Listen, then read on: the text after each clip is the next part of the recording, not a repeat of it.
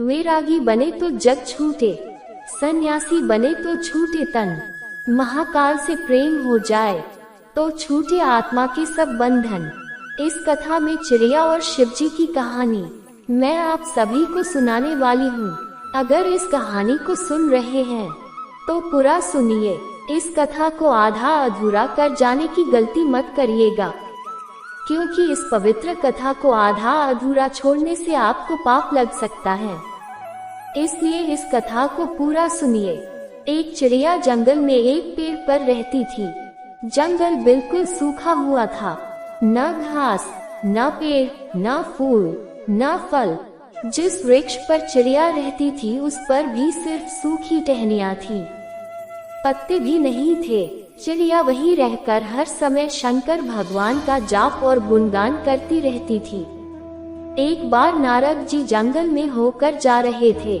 चिड़िया ने देख लिया, तुरंत आकर बोली, नारद जी आप कहाँ जा रहे हैं? नारद ने कहा, शंकर जी के पास जा रहा हूँ। चिड़िया ने कहा, भगवान शंकर मेरा बड़ा ध्यान रखते हैं, मेरे सूखे जंगल के बारे में उन्हें पता नहीं है शायद, कृपया उनसे कह दीजिएगा मेरे जंगल को हरा भरा कर दें। नारद जी शंकर जी के पास जाकर चिड़िया के जंगल की बात की। नारद के कई बार कहने पर शंकर जी ने कहा, मैं इसमें कुछ नहीं कर सकता हूँ नारद। चिड़िया के भाग्य में 7 जन्म ऐसे ही सूखे जंगल में रहना लिखा है।